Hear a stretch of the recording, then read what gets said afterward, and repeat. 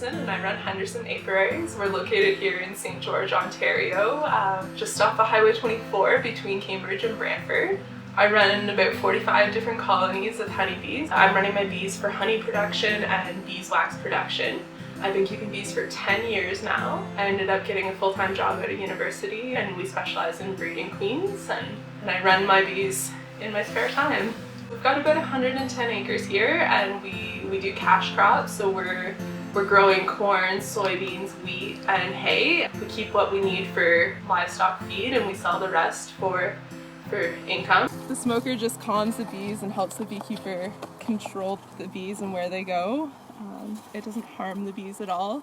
And this is just a winter cover, so it just helps them pick up a little more sunlight and keep a little bit of the heat in.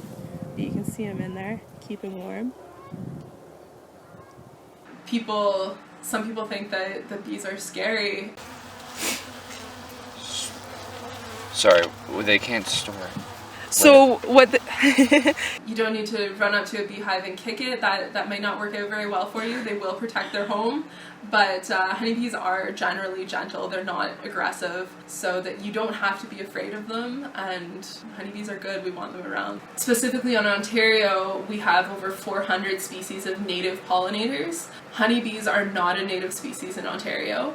That doesn't mean that they're not important or valuable to our area. There's definitely some species of native bees that are under really high threat for habitat loss, for pesticides, for a whole variety of reasons. As beekeepers, we're obviously monitoring our own bees, but some of these other species that maybe don't have the same economic value, nobody's maybe monitoring them as much. So that's one slice of the problem. In the media that's talking about beekeepers like losing bees, I think that people are getting that idea confused with like a loss of pollinators in general. Is there a misconception there? For sure there's a misconception.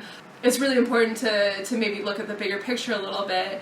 Endangered species or on the edge of extinction, that's more likely to be about a native bee. Honeybees, there's honeybees on almost every continent in the world. They're all over the world. It's very unlikely that honeybees are going to become extinct. And that's a question I get sometimes is like, oh my goodness, are your bees going extinct?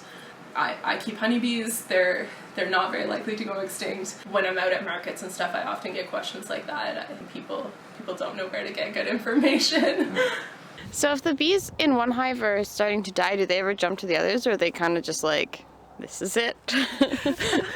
Mostly it's this is it. Like if you're talking about something like starvation or like you have a really high mite load, your bees are going to be weak, like they don't have a lot of energy, they're going to be really compromised. How much variance do you get from year to year on overwinter survival? That can be a really big problem facing our industry right now. I've already spoken to some beekeepers so far this year who have already lost up to 50%. It depends on fall weather. We have parasitic varroa mites. They're a parasite, so they live on the backs of the bees, but essentially what they do is they're living off of the blood of the bees, the hemolymph. They can spread viruses, they weaken the bees. If you don't treat for your varroa mites, if you have a problem that you're not aware of, you're not watching for, that can be a really big reason for colony loss. Some people do rent their bees for pollination. To not a huge extent here in Canada. In the United States, it happens to a very large extent, specifically the almond pollination in California. But here we do have bees that go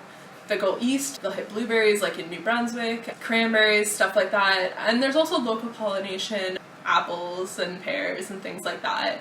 And it is a very important part of our industry, both for the beekeepers and for the fruit producers.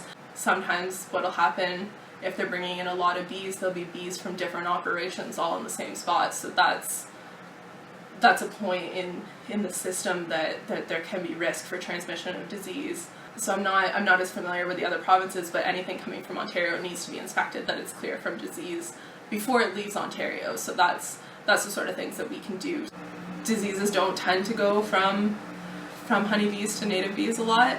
But there can be, if there's too many honeybees in an area, there can be a really high competition for feed sources. That's relatively easy for people to to be conscious and be aware of is if you're choosing to plant a garden or choosing to plant trees or anything like that, you can choose ones that are pollinator friendly and just help to ensure that there's more forage out there for both our native bees and our honeybees as well. It's actually a lot of perennial wildflowers. We do pollinator plantings every year, and we also grow native wildflowers that are pollinator friendly to sell to people and to donate.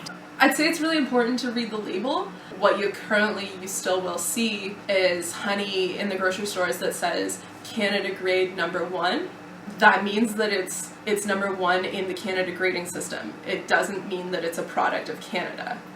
Most of the time it's a blend, but you'll see it's a mixture of Canadian and international honey. There is honey that is a product of Canada on most grocery store shelves, but you have to read it and you have to look for it.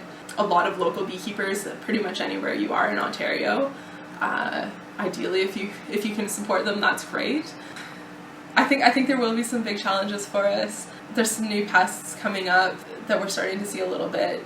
Like I said, the small hive beetle has been coming up. An Asian hornet that was spotted out in BC. With changing weather patterns and a warmer climate, I mean, I think it's only a matter of time before we start to get more and more of those pests that we're not currently dealing with. I'm hopeful that we can manage those, but that could be very difficult. So it's hard to say how that's going to play out for us, unfortunately.